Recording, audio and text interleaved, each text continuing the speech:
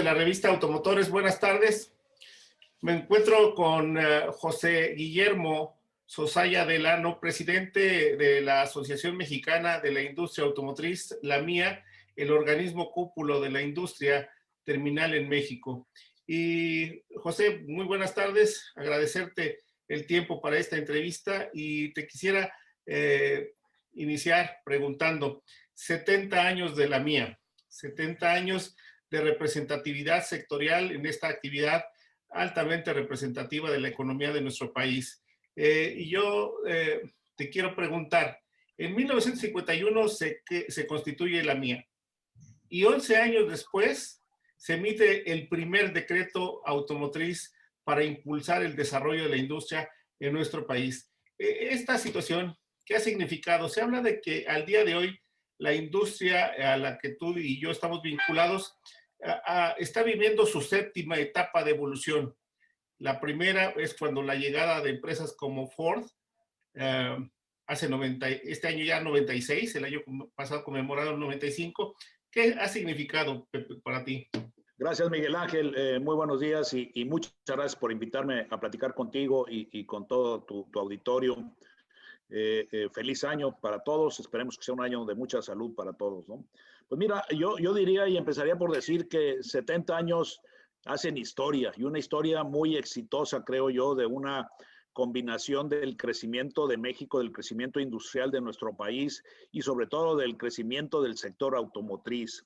Empezar como a mí a representar a este sector hoy tan importante, hoy el más pujante de la economía mexicana. Creo que si nos regresamos a hace 70 años, lo que era quizá con una sola planta en aquel entonces, hoy con infinidad de marcas que están en el mercado, no solo en la fabricación. Recordemos que México es el sexto productor de vehículos en el mundo y el cuarto exportador de vehículos a nivel mundial. Eso nos posiciona de una forma muy importante, pero sobre todo habla de que la historia de México en los últimos 70 años ha ido ligada a la historia del desarrollo del sector automotriz.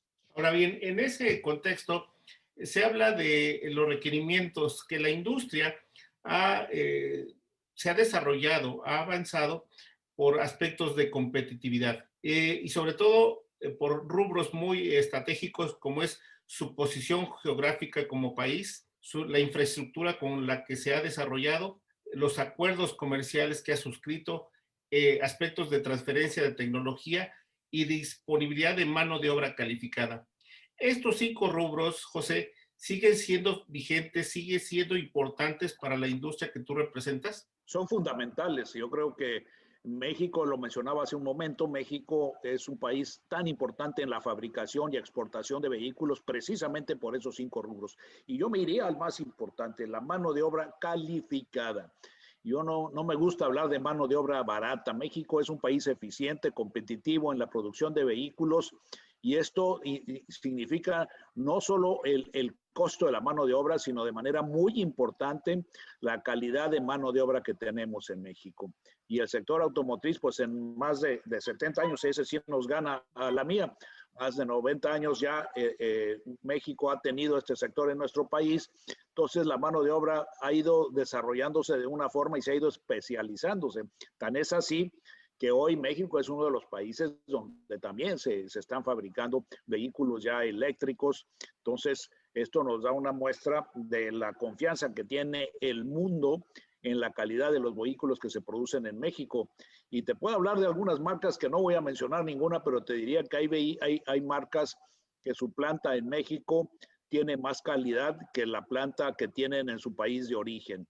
Entonces, eso nos habla y respalda la gran calidad de los vehículos fabricados en nuestro país. Y ya que hablas de disponibilidad de mano de obra calificada, la tecnología, ¿crees que estará avalada por la capacidad de desarrollo de profesionistas y profesionales en nuestro país con conocimiento de las nuevas tecnologías que requiere la industria terminal, provenientes de la industria de autopartes y toda la infraestructura de proveeduría? Ciertamente yo creo que el sector automotriz o la industria automotriz terminal ha sido uno de los impulsores de la tecnología robotizada en muchos casos para la fabricación de vehículos, y México es pionero. Yo he visitado plantas armadoras en diferentes países del mundo y te diré que las más modernas son las que veo en México, ¿no?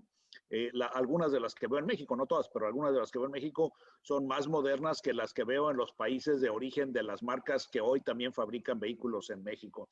Y es porque también la tecnología que ellos han aplicado e implementado en sus plantas, pues las de vanguardia las han puesto en sus plantas en México, y eso ha hecho, ya ha empujado también a que la mano de obra mexicana se vaya extracalificando en las tecnologías más modernas de fabricación de vehículos. Pero ¿consideras que está la parte de infraestructura educativa, las carreras de ingeniería, las carreras de los nuevos requerimientos tecnológicos orientadas a cubrir estos requerimientos en una perspectiva de mediano y largo plazos? Bueno, yo creo que todavía se puede hacer mucho en ese sentido. Obviamente, en el tema educativo, en el tema tecnológico, yo creo que todavía se puede hacer mucho.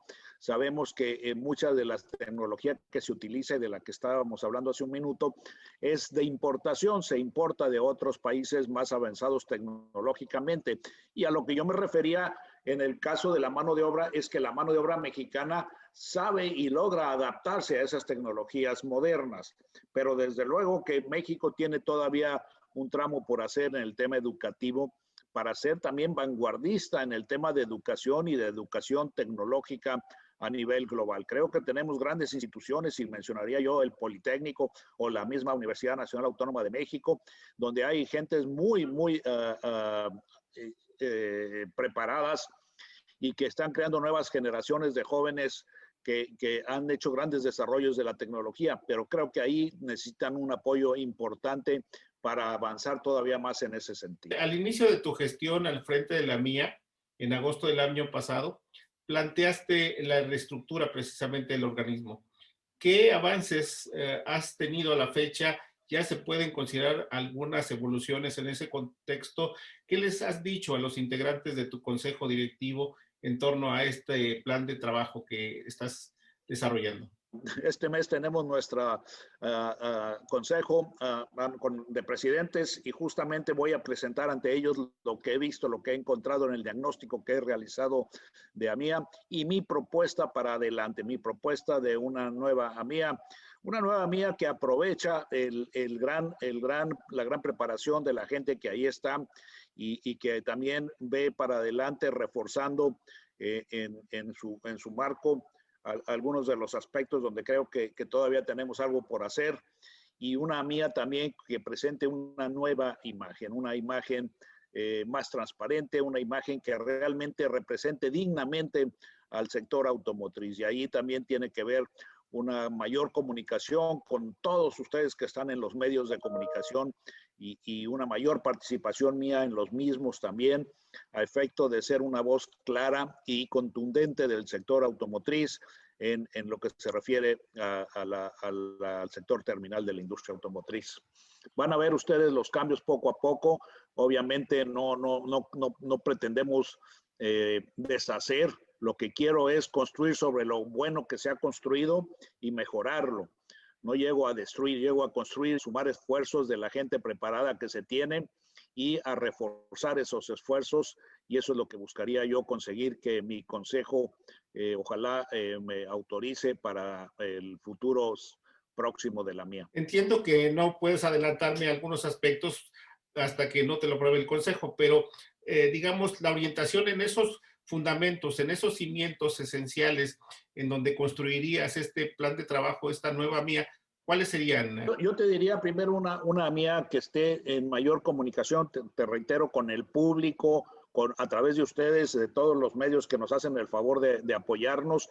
Por un lado, esa es una parte muy importante. Una mía también en una comunicación muy estrecha y una coordinación y cooperación muy estrecha con autoridades federales, estatales y municipales. Y ahí estoy trabajando yo personalmente en ese esquema, buscando un acercamiento cada vez mayor, de tal forma que vayamos de la mano en los temas. Con el gobierno federal hemos encontrado un eco muy favorable y una apertura, y queremos mantenerla y estrecharla aún más. Y así lo queremos hacer con algunos o la mayoría de los estados de la República, en donde tenemos plantas armadoras, para que la comunicación sea permanente con, reitero, todas las autoridades de los estados y también de los municipios y zonas conurbadas donde el automóvil tiene una gran importancia. Hace 6, 8 años se planteaba el escenario de que para 2020 estaríamos produciendo en nuestro país alrededor de 5 millones de vehículos. Y obviamente no se logró el objetivo y tenemos escenarios todavía difíciles para que alcancemos este volumen. ¿Cuál es la visión que tú tienes precisamente para que la industria pueda seguir evolucionando y se afiance en este perfil y potencial productivo? Yo te diría que no se alcanzó no por falta de capacidad, sino por las circunstancias y condiciones de los mercados, tanto local como internacional, y eso pues todos lo vimos y lo sabemos, ¿no? Hemos trabajado y seguiremos trabajando de la mano también con el gobierno federal a efecto de conseguir buscar esquemas que apoyen la compra y fabricación de vehículos nuevos, y mayores estímulos desde el punto de vista fiscal, y también las nuevas tecnologías que puedan tenerse toda la infraestructura necesaria para que se vayan desarrollando en mayores volúmenes. Yo creo que esta es una parte fundamental. La otra parte muy importante, como tú bien sabes, pues casi el 90%, el 89 casi por ciento de todos los vehículos que se fabrican en México se exportan en gran parte a los Estados Unidos y a Canadá, pero una parte también muy importante al resto del mundo, ¿no? Entonces hay que ver las fórmulas también de los tratados y acuerdos internacionales a efecto de que podamos seguir siendo un país eficiente y competitivo. Eso es fundamental, ser competitivo. Y ser competitivo en la producción no solo habla de la competitividad de las plantas, habla también de la competitividad de todo el esquema legal y fiscal que rige al sector automotriz y normativo, ¿no? Entonces ahí es parte de esa gran colaboración, coordinación y cooperación de la que hablo yo con el gobierno federal, estatal y municipal, para que no vayamos a disparar los costos por operar en nuestro país y esto nos quite competitividad con otros países del mundo. Y ya que lo señalas en ese aspecto de competitividad, la industria en su conjunto, todo el sector productivo y comercial de nuestro país, enfrenta un problema que postergaron el año pasado, que es el detalle del outsourcing, José. ¿Qué herramientas, qué elementos, qué argumentos está reuniendo la mía para presentárselos a las autoridades que tienen esa situación de desaparecer esta figura que es elemental y que contribuye a la competitividad del sector? Precisamente lo que hemos hecho es plantear el esquema del outsourcing, la parte que el gobierno le teme y con justa razón, que es la parte negativa o el abuso que se ha hecho del outsourcing, pero lo que hemos hecho nosotros es diferenciar al sector automotriz. El sector automotriz no ha utilizado el outsourcing para abaratarlo o bajar sueldos, sino al contrario, lo ha utilizado para ser más eficiente y competitivo. Y lo que hace el sector automotriz es pagar buenos sueldos. Y ahí está la prueba, 900, más de casi 1 millón de empleos directos, lo demuestran con buenos salarios, buenos empleos. Y lo que buscamos es buscar más empleo, más y mejores empleos para los mexicanos. Y el outsourcing es una figura que ayuda en este sentido. Por eso estamos de la mano con los organismos empresariales, con el CCE, con el CONCAMIN, en esta búsqueda de un acuerdo con el gobierno federal a efecto que de una forma se controle los abusos que hubo por malos manejos que hicieron algunas empresas y reitero, no del sector automotriz, y por otro lado que se aprovechen las figuras que ayudan a la eficiencia y a la competitividad, no del sector, sino de todo el país. Y eso es bien importante recalcarlo porque es muy fácil a veces tomar medidas para evitar abusos, pero yo creo que la fórmula no es el deshacer las medidas que son favorables y provechosas, sino el regular adecuadamente para que no existan estos abusos y para que el que los cometa, que se le castigue, y ahí todos estamos de acuerdo. El que haya cometido abusos con el outsourcing,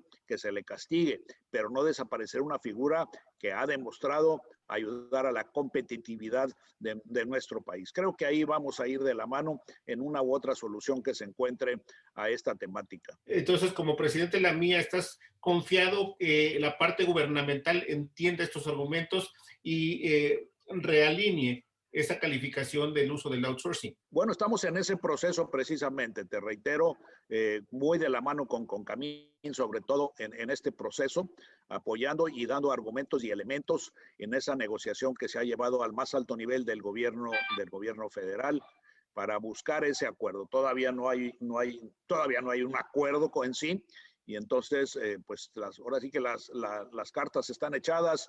Veamos qué pasa en las próximas semanas, donde estaremos muy atentos y muy ocupados en este tema. Sobre todo por la incorporación de una nueva integrante del gabinete, que sería Tatiana Cloutier, en estas negociaciones, ¿no? Que hasta el día de hoy no había participado en un esquema del desarrollo del sector económico a nivel gubernamental, ¿no? Sí, pero bueno, vemos con muy buenos ojos a la secretaria Tatiana Cloutier como secretaria de Economía, hija de un hombre empresario, y ella tiene muy en cuenta o conoce bien lo que es el sector empresarial, y reitero, diferenciarlo del sector empresarial positivo a de aquellos que abusan, y ese es otro tema, pero ella conoce bien el sector, y yo creo que eso va a ser de gran ayuda para entender mejor la problemática y para que la negociación se lleve en mejores términos o llegue a términos positivos de ambos lados. Regresando al tema de la producción y ahora vinculada con el potencial de exportación de nuestro país. Varios países quieren también fortalecer su mercado interno, también quieren impulsar su industria automotriz y están cuidando cada uno de sus mercados. ¿Esto qué representa? ¿Hay, a tu juicio, habría limitantes para crecer en el ámbito de las exportaciones al ritmo que tenemos al día de hoy y también considerando la diversificación de mercados, José? Bueno, la protección de los mercados locales siempre ha sido un tema y lo seguirá siendo. Cada país tiene ese derecho y yo diría hasta esa obligación, ¿no? De cuidar bien sus mercados, qué importa, qué exporta, en fin. Pero yo creo que la globalización, el tema también de los diferentes acuerdos que tiene México con el resto de los países del mundo, nos hace diferenciar a nosotros y a esos países lo que puedo producir eficientemente dentro del país y lo que me es conveniente importar para que generemos más y mejores empleos dentro del país, porque todos los países no son buenos para producir todo. Y ahí es donde es muy importante México en su alcance y avance que ha logrado en la fabricación de vehículos. Ahí es una parte fundamental, un papel que juega México en la competitividad y la eficiencia con que produce vehículos ligeros, y por eso son tan demandados y exportados a diferentes países del mundo. Entonces, claro, hay que cuidar, reitero, el que dentro del país la eficiencia, la competitividad se sigan manteniendo y se aumenten, porque otros países también aumentan su eficiencia y su competitividad. Ahora, nos ayuda el tema del nearshoring. Eso es una parte importantísima, un rol importantísimo que va a jugar si logramos atraer a esas inversiones que andan buscando países a donde irse a establecer. Y el nearshoring de la región o del país más altamente consumidor del mundo, como es los Estados Unidos, somos nosotros. Todo lo que tenemos que hacer es dar confianza a esas empresas de otros países a que vengan a establecerse en nuestro país, que vengan a crear buenos y mejores empleos, reitero, para los mexicanos, y de aquí puedan realizar sus exportaciones hacia los Estados Unidos. Eso, junto de la mano con la entrada en vigor del TEMEC, creo que va a ser un detonador importante, pero tenemos que trabajarlo. Autoridades y la industria también de la mano. Yo siempre hago esa invitación a todas las autoridades federales: utilícenos a todos los sectores que ya estamos en el país, que ya hemos invertido aquí, para que juntos convenzamos a otras empresas de que vengan a establecerse.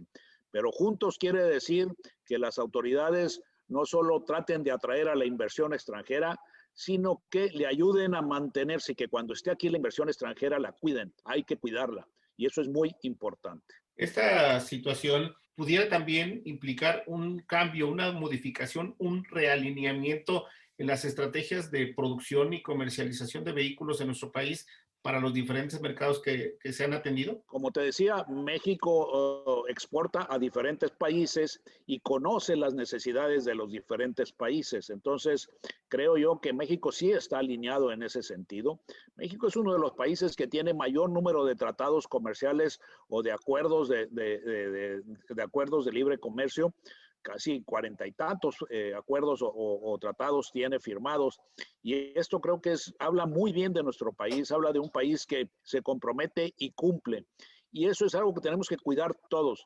Siempre cuando hay cambio de administración vienen momentos de ajustes, pero en esos ajustes no puede ponerse en juego el respeto al Estado de Derecho, que es el respeto a todos los acuerdos y convenios locales, nacionales e internacionales que se han firmado.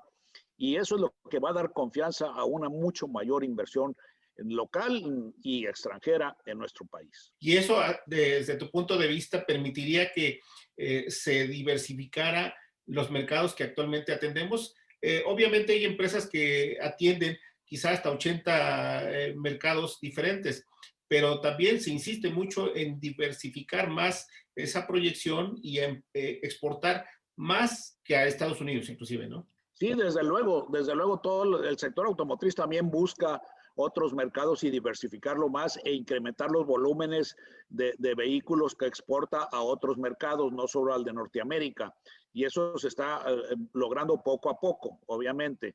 Pero ahí también tenemos competencia de esos otros países donde tienen su producción local. Y ahí eso es donde tenemos que ir trabajando, demostrando la eficiencia, la competitividad con la que estamos trabajando aquí en México y buscar y ofrecer condiciones favorables para esas exportaciones. ¿Tú visualizas que empresas de la República Popular de China ya se asienten a hacer inversiones de largo plazo, inversiones considerables en materia de industria terminal? Pues mira, ese ha sido un tema que va y viene, ¿no? Como tú lo sabes, hubo algunos intentos, pero que no cuajaron y no conozco yo ahorita, por lo menos no en la mía, de alguna empresa china que esté estableciéndose para fabricar vehículos ligeros en nuestro país. Entonces, no podría yo comentar más sobre ese tema por lo pronto. La capacidad instalada con la que tenemos al día de hoy en México, ¿consideras que pueda mantenerse así durante 4 o 5 años todavía? ¿O crees tú que haya posibilidad de incrementarla en una perspectiva de diversificación, obviamente, de mercados? No, ojalá que la tengamos que incrementar, eso sería fabuloso. Quiere decir que lo que se ha programado y estimado de crecimiento se rebasa, ¿no? Y eso es lo que estamos buscando todo el tiempo, que se rebase las expectativas.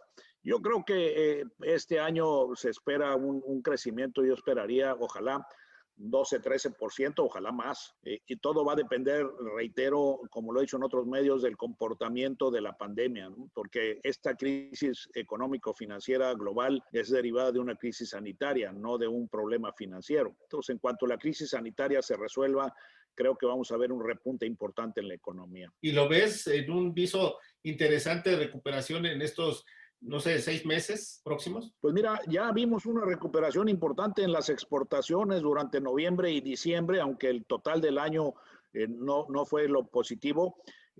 Comparados con el año pasado, tuvimos un repunte importante en las exportaciones en los meses de noviembre y diciembre.